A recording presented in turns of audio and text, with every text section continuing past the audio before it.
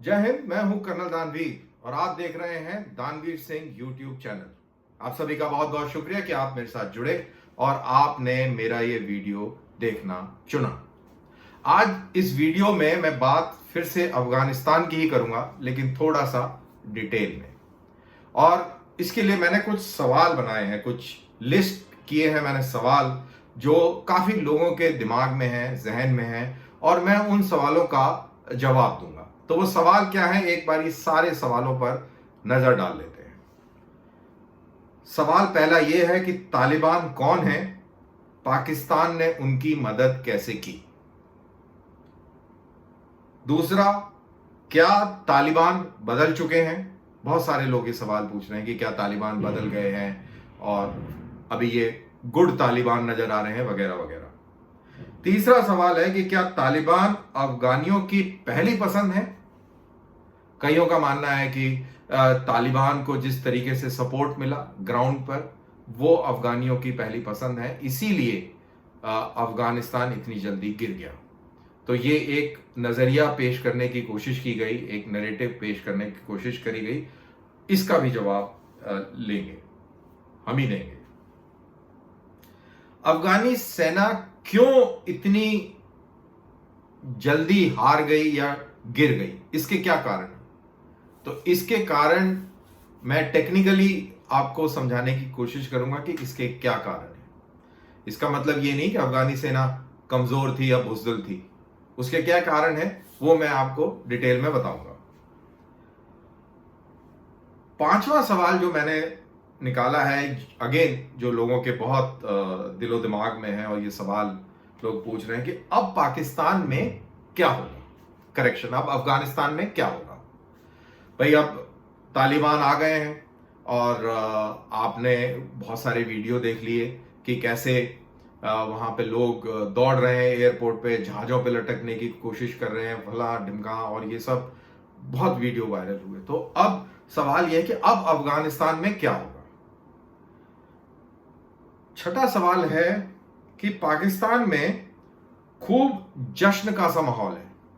अभी कोई भी पाकिस्तान का आप ट्विटर देख लें, आप उनके टेलीविजन जो क्लिप्स जो शेयर हो रहे हैं सोशल मीडिया पे, आप उन पे नज़र निगाह डाल लें, और अगर आपके पास में पाकिस्तानी चैनल देखने का हिसाब किताब है तो आप उसको देख लें, और आप रियलाइज करेंगे कि वहां पे बहुत जश्न का सा माहौल है। ऐसा लग रहा है जैसे कि पता नहीं उन्होंने ईस्ट पाकिस्तान या बांग्लादेश पर दोबारा फतह कर दी, और उन्होंने उनको उनको समझ नहीं आ रहा कि क्या क्या उनको हाथ लग गया है, वो एकदम पगला चुके हैं। तो इससे क्या क्या समझना चाहिए, तो मैं आपको बताऊंगा कि इससे क्या समझना चाहिए। और सातवां सवाल ये है कि क्या भारत के लिए ये बहुत बड़ी हार है। अब भारत के लिए अफगानिस्तान में क्या है, what is the future of India in Afghanistan. कितना बड़ा नुकसान भारत को अफगानिस्तान की इस नई परिस्थिति से हुआ है।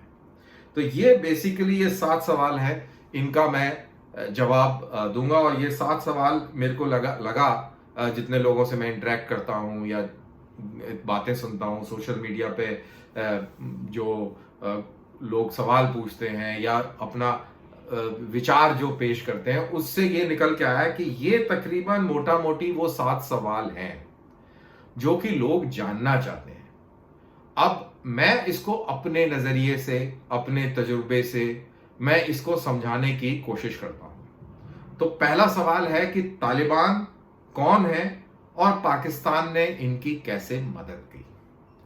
तो देखिए, तालिबान के ऊपर ये गूगल में जाएंगे और चेक करेंगे तो वहां पे बहुत सारी डिटेलिंग है, बट शॉर्ट में तालिबान पाकिस्तान के अंदर आए अफगानी रेफ्यूजीज के बच्चे थे जिनको मदरसे में तालीम दी गई एक प्लान के तहत, और वो तालीम देके इनको मुजाहिदीन बनाया जाता था सोवियत यूनियन के खिलाफ। और उसके अलावा जब सोवियत यूनियन वापस चला गया और अफगान वॉरलॉर्ड्स के बीच में लड़ाई और सिविल वॉर छिड़ गया, तब आईएसआई ने सोचा कि ये जो मदरसों की जो पौध है, इसको अपने स्ट्रेटेजिक इंटरेस्ट के लिए इस्तेमाल करना चाहिए। और उन्होंने ये प्लान बनाया कि अब इनकी एक फौज खड़ी करी जाए जिनके हाथ में एक इस्लामिक मॉरल हाई ग्राउंड दे दिया जाए, इनको कुरान और AK-47 दोनों पकड़ा दी जाए और इस्लामिक पॉलिटिकल इस्लाम के तौर तरीकों से पूरे अफगानिस्तान पर काबिज हो जाया जाए, उनको उसके ऊपर हुकूमत उनकी बना दी जाए। और ऐसा हुआ भी। ये तालिबान जब सोवियत यूनियन 89 में वापस चला गया तो अफगान के वॉरलॉर्ड्स आपस में लड़ने लग गए और बहुत तहस नहस तबाही हुई। हर एक कबीला का सरदार एक दूसरे से लड़ रहा था। काबुल पूरी तरह खंडर हो चुका था। नजीबुल्लाह की सरकार बिल्कुल नहीं चल पाई सोवियट्स की सपोर्ट के बगैर और वो यूनाइटेड नेशंस के अहाते में रहने लगा। बाद में ये तालिबान आए, 96 से शुरू हुए और 97 में जब वो काबुल पहुंचे तो सबसे पहला उन्होंने काम किया, नजीबुल्लाह को चौराहे पर फांसी लगा दी, उसको टांग दिया। तो ये वहां पे काबिज हो गए। लेकिन याद रहे सिर्फ साउथ अफगानिस्तान पे ही उनकी हुकूमत रही। नॉर्थ में उत्तर के इलाकों पे उनकी कोई पकड़ नहीं रही और नदर्न अलायंस जो है वो तालिबान के साथ में युद्ध लड़ती रही।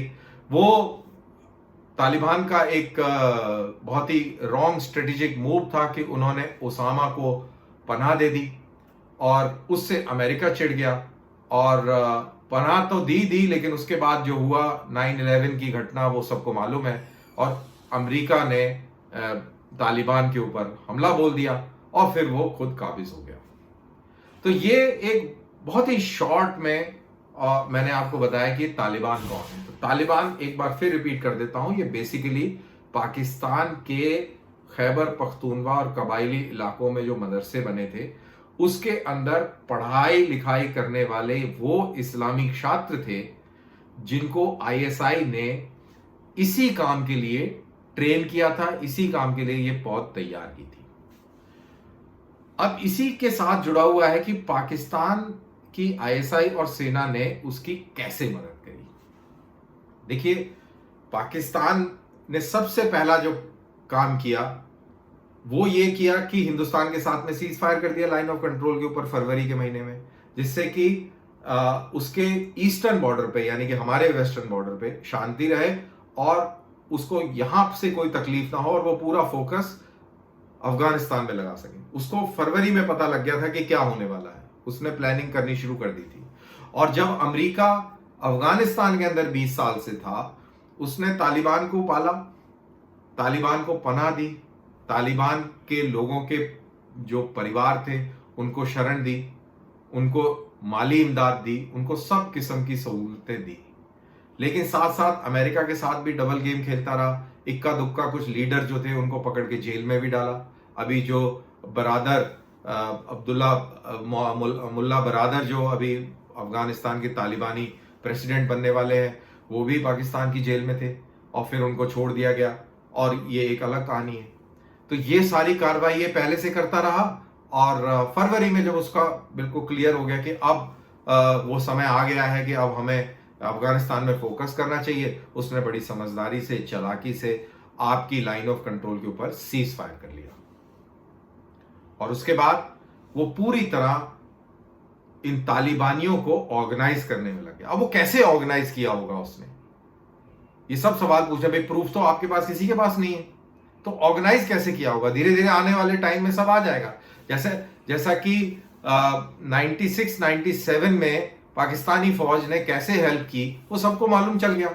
वो अवेलेबल है, उसके फैक्ट्स अवेलेबल हैं, CIA की रिपोर्ट्स हैं कि पाकिस्तान ने एक ब्रिगेड बनाया, खुफिया ब्रिगेड बनाया, उसको ब्रिगेड X का नाम दिया गया और वो पूरे तालिबानियों को कंट्रोल कर रहा था, ऑर्गेनाइज कर रहा था, डायरेक्ट कर रहा था।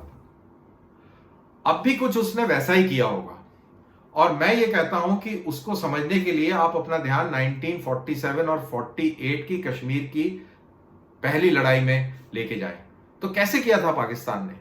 पाकिस्तान ने यही कबायली जो आज तालिबान हैं, इनके जो वालिद जो होंगे, जो खैबर पख्तूनवा के इलाके के पठान हैं, जो जिसको फ्रंटियर कहा जाता है, और साउथ अफगानिस्तान के पठान है। देखो ये जंगजू लोग हैं, जाहिल लोग हैं, इनको सिवाय मारने काटने और औरतों को अगवा करने के अलावा इनको और कुछ चीज आती नहीं है। इनके पास ना कोई स्किल है, इनके पास कुछ नहीं है। तो ये जो पठान है इनको लेके आए, इनके लश्कर बनाए। पाकिस्तानी आर्मी ने हर एक लश्कर का जो कमांडर था वो एक लेफ्टिनेंट कर्नल ऑब्लिक मेजर को बनाया। उसके साथ 1 या 2 कैप्टन दिए और सूबेदार दिए, हवलदार दिए। तो ये एक स्ट्रक्चर बना दिया कमांड कंट्रोल का, और इस स्ट्रक्चर के अंदर इनको कमांड करने के लिए 1000 कबाइलियों का या पठानों का, चाहे वो फ्रंटियर के हों या साउथ अफगानिस्तान के जहां के भी हों, ये पठान जो थे इनके 1000 पठान दे दिए और 1000 पठान का ये लश्कर बना दिया। और पाकिस्तानी कमांड एंड कंट्रोल के चलते इनको कश्मीर में भेजा गया कि आप जाइए और आप लड़िए जिहाद। वहां से जो आप लूट के ले आए, चाहे वो सामान हो या औरतें हो, वो आपका। और ऐसे कितने यही जो पाकिस्तानी जो हल्ला मचाते हैं इंसानी हकूक और ये भूल गए कि उनके अब्बू वहां से औरतें उठा के लेके आए थे कश्मीरियों की। ये भी एक फैक्ट है, दर्ज है, रिकॉर्डेड है। तो वही मॉडल देखो, अपने दाव, बिल्ली अपना दाव कभी नहीं भूलती है। उसके जो दाव पेच होते हैं वो वही रहते हैं, वो कभी और किसी तरीके से बिहेवियर नहीं करेगी। बिल्ली का तरीका वही रहेगा। तो यही जो तरीके थे जो उसने 1947 में दिखाए, उसी तरीकों का इस्तेमाल इसने 1996 में अफगानिस्तान में किया। उन्हीं तरीकों का इस्तेमाल अब भी किया है, इसमें कोई शक नहीं है। ऐसा बिल्कुल नहीं हो सकता कि मोटरसाइकिलों पर बैठकर ऊंचा पजामा, ढीला कुर्ता, मदरसों में पढ़ा आदमी और वो पूरे अफगानिस्तान को बड़े योजनाबद्ध तरीके से कैप्चर कर ले। तो ऐसा नहीं हुआ। कोई एक कमांड कंट्रोल था, एक सिस्टम था। इतनी वहां पर गाड़ियां चली, मोटरसाइकिलें चली, पिकअप वैन चले। कहां से आया पेट्रोल, कहां से आए असला, कहां से आई बाकी सारी लॉजिस्टिक्स, ये किसी ने तो दी। कौन देगा? पाकिस्तान ने दी। पाकिस्तान की इंटेलिजेंस भी उसने भी काफी काम किया। इंटेलिजेंस ने जितने भी जो प्रोविंसेस के गवर्नर्स थे उनको लालच देके, उनको धमकी देके उनको अपने पाले में कर लिया।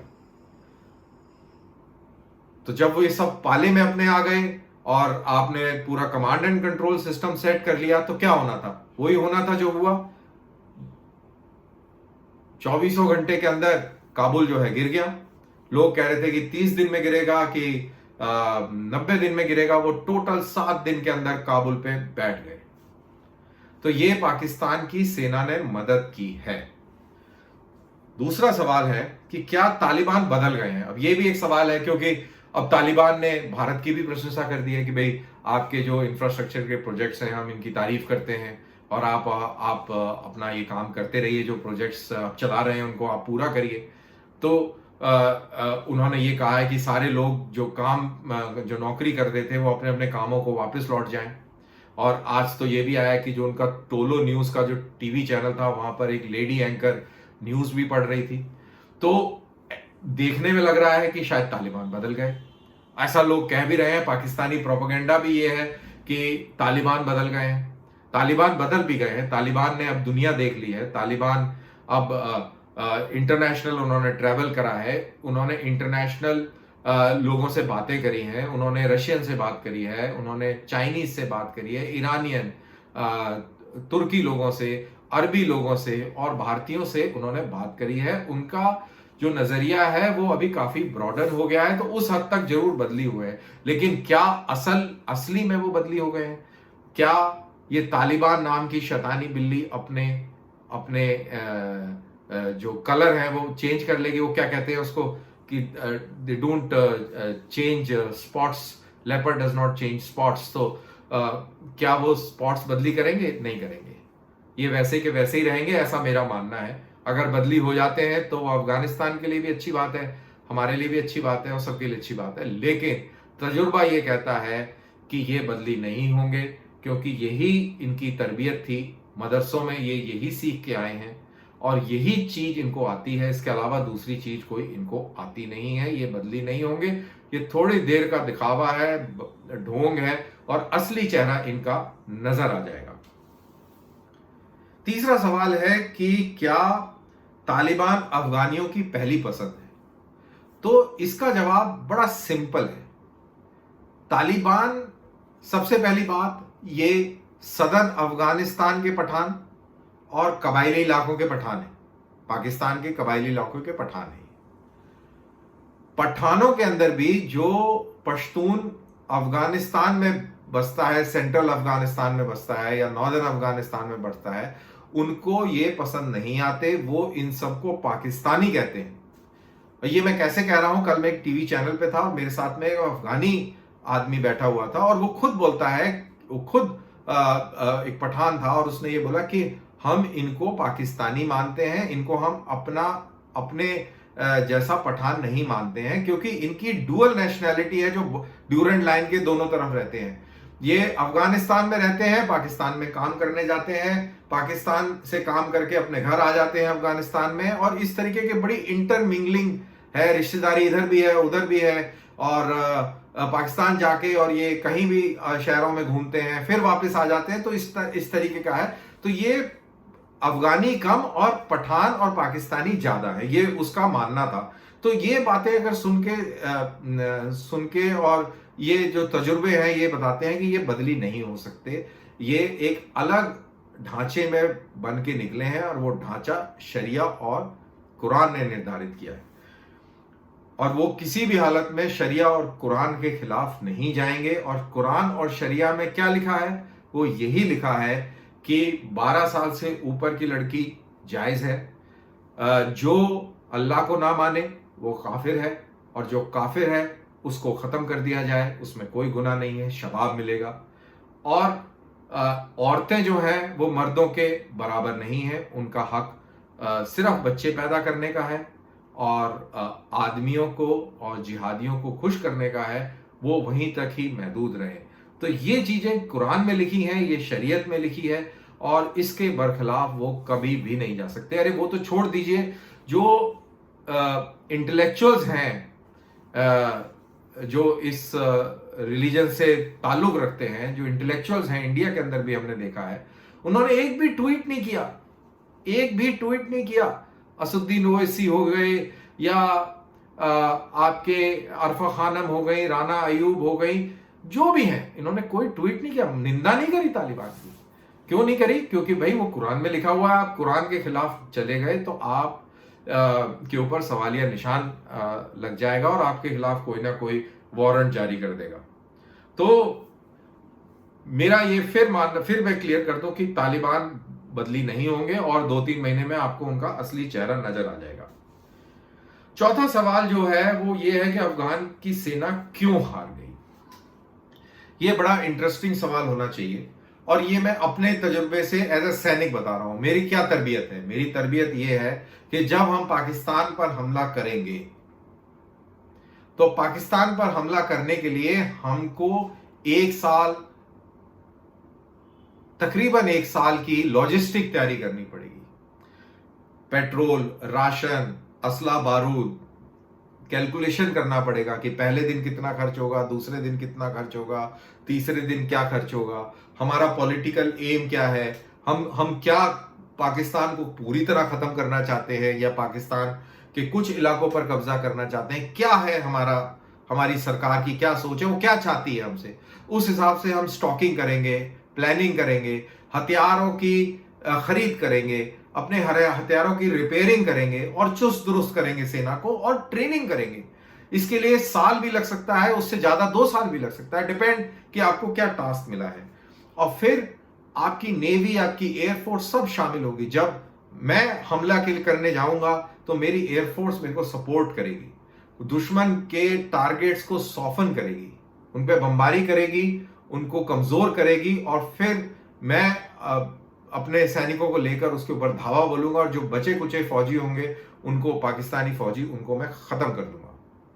तो ये है। और मेरे को दिमाग में ये भी है कि जब मेरा एमिनिशन खत्म हो जाएगा, जब मैं रीऑर्गेनाइज कर रहा हूँ, तो मेरे पास में लॉजिस्टिक्स भी होगी, पीछे से सप्लाईज भी आएंगी, खाना खत्म हो जाएगा। खाना तो थोड़ा बहुत जो लेके चलेंगे पिट्ठू में वो खत्म हो जाएगा, तो फिर खाना भी चाहिए, तो खाना भी आएगा मेरे पास। मेरे हथियार, गोला बारूद भी आएगी, जो हथियारों की टूट फूट होगी उसकी रिपेयर भी होगी, और जो जख्मी होंगे उनको पीछे भी लेके जाया जाएगा। और ये सारी जो सिस्टम इन प्लेस है,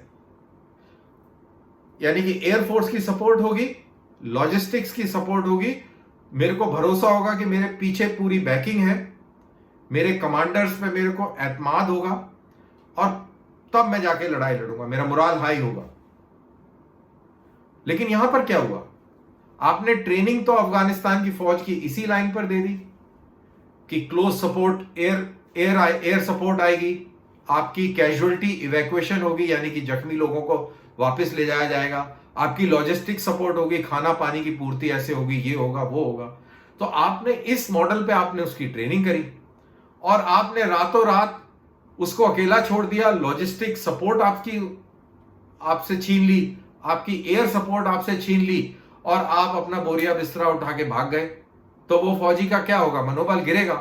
एक तो ये, और दूसरा जो आपके जो जनरल बैठे हुए थे ऊपर और अशरफ गनी बैठे हुए थे, उनके आपस में तालमेल नहीं था। अशरफ गनी ने उनके जो चीफ थे उनको फारिग कर दिया बीच लड़ाई में। कमांडर बदली हो रहे हैं, लॉजिस्टिक सप्लाई नहीं है, अफगानिस्तान की एयरफोर्स है, उसको टेक्निकल सपोर्ट की जरूरत है, वो अमेरिका ने देने से मना कर दिया।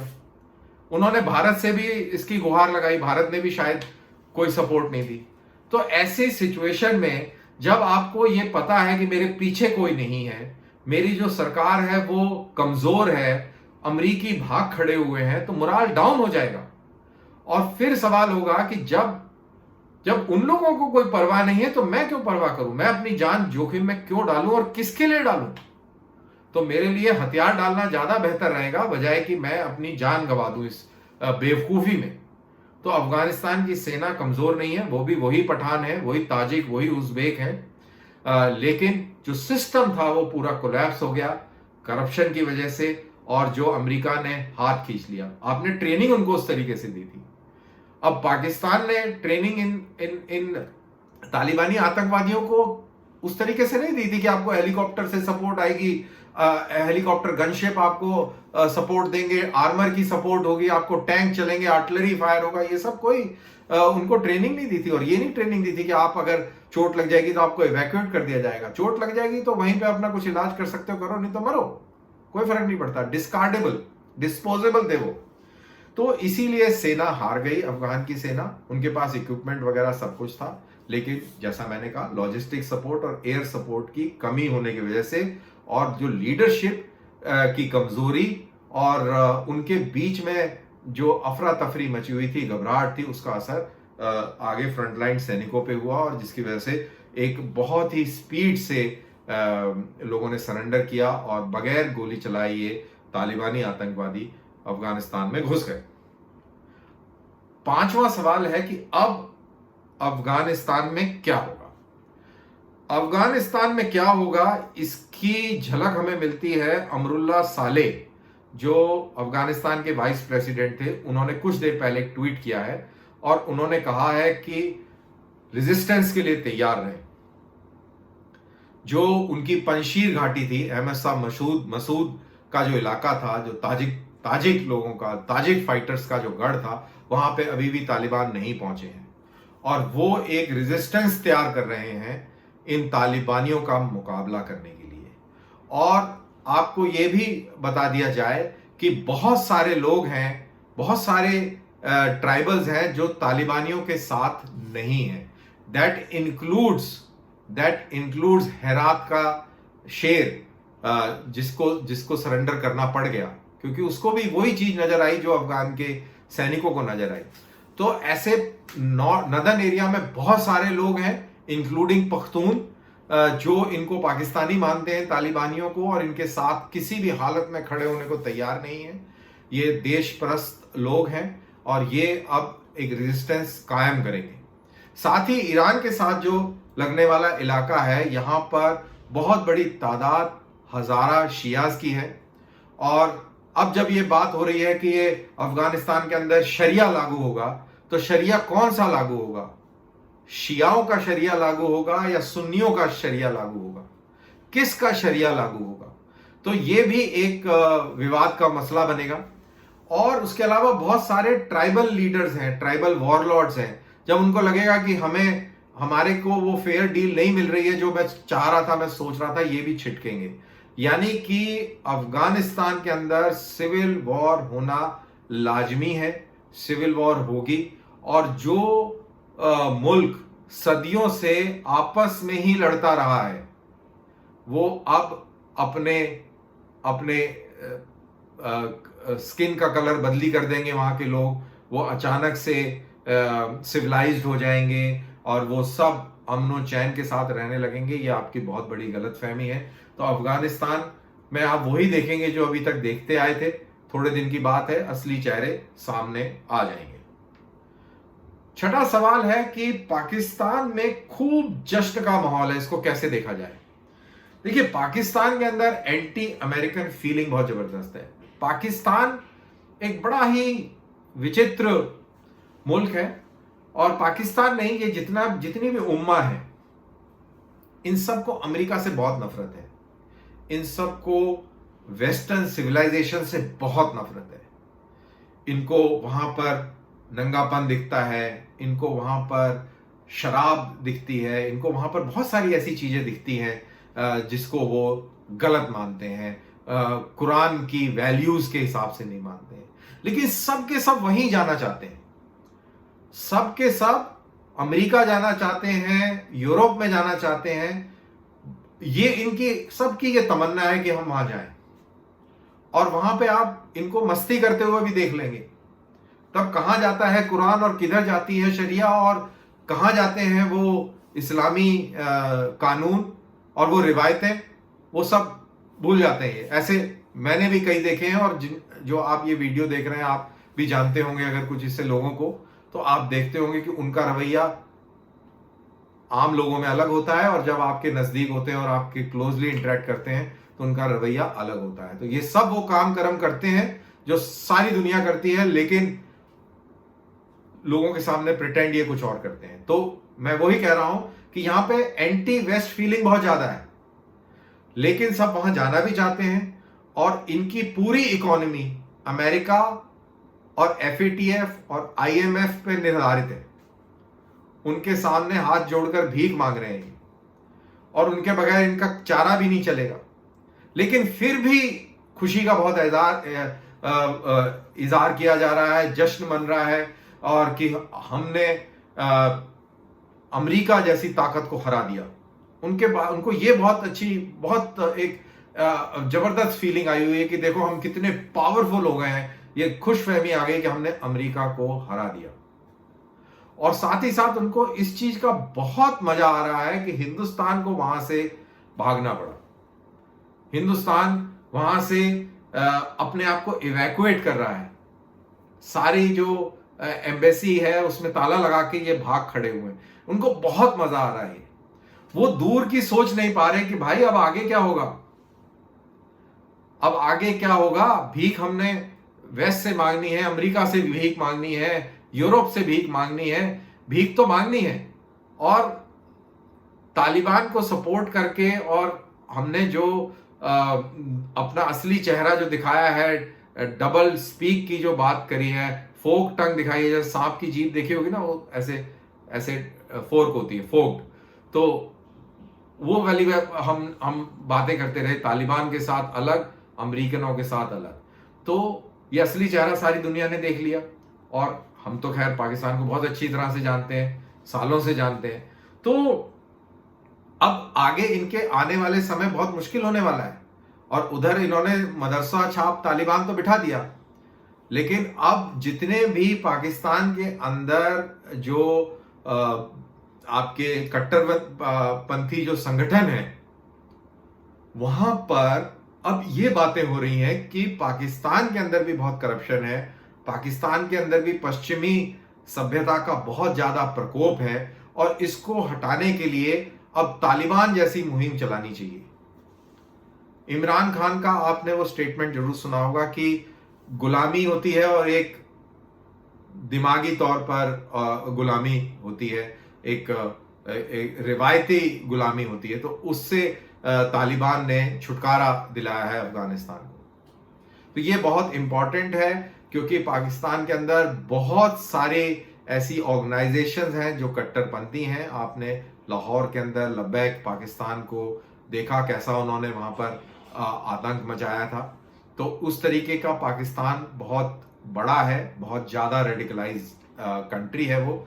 और जो राइज ऑफ तालिबान अफगानिस्तान में हुआ है उसका फॉल आउट आप जरूर देखेंगे। जितने भी कट्टरपंथी लोग हैं उनको अब शय मिली है और वो अब असली रूप आपको दिखाएंगे। कुछ ही दिन की बात है कि ये असलियत आपको दिखने लगेगी। अब आखिरी सवाल है कि भारत के लिए अब क्या है अफगानिस्तान में? क्या भारत पूरी तरह हार गया है? भारत का कोई फ्यूचर है अफगानिस्तान में?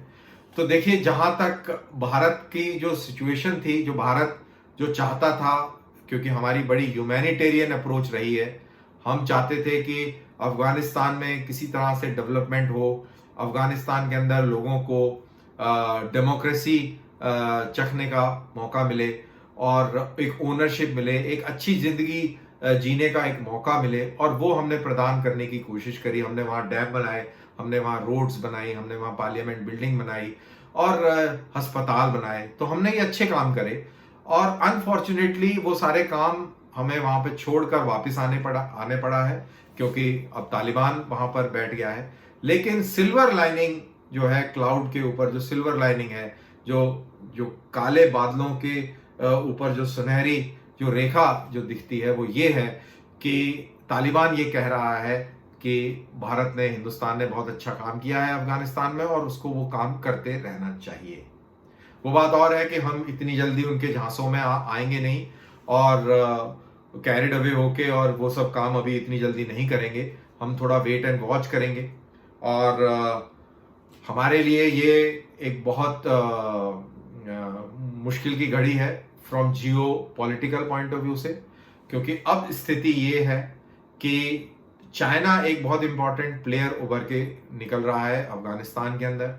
अब देखना, अफगानिस्तान के अंदर बहुत जबरदस्त इन्वेस्टमेंट करेगा चाइना, और जो मिनरल वेल्थ है अफगानिस्तान में, जो कि billions and billions of dollars की है, ऑयल एंड गैस है, रेयर अर्थ मेटल है, वहां से वो एक्सट्रैक्ट करेगा, निकालेगा, और जो उसने इन्वेस्टमेंट किया होगा उसकी लागत और मुनाफा वो वहां से कमाएगा।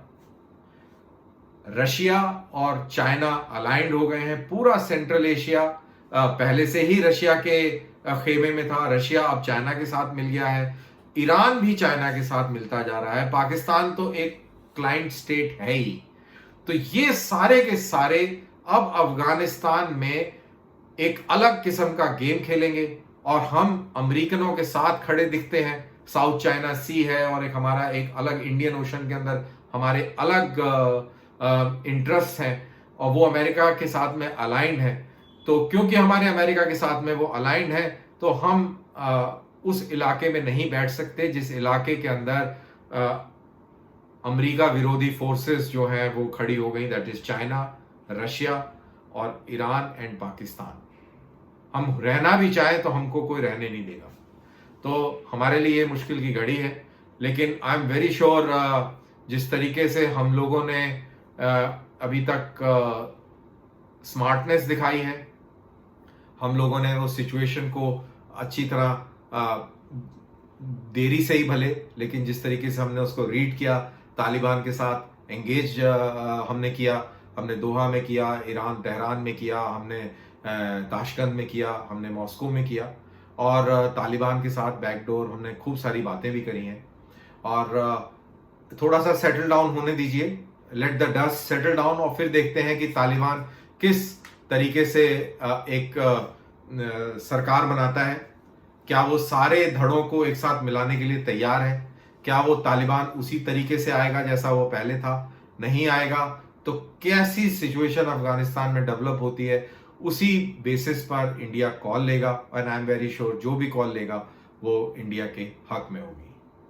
तो बहुत बहुत शुक्रिया। ये बहुत लंबा वीडियो हो गया, लेकिन मेरे को लगा इन सवालों का जवाब देना बहुत ज़रूरी था और मैंने अपने तरीके से उसको जवाब देने का प्रयास किया। आप सबका एक बार फिर तहे दिल से शुक्रिया। लाइक किया तो इसको शेयर कीजिए। जय हिंद।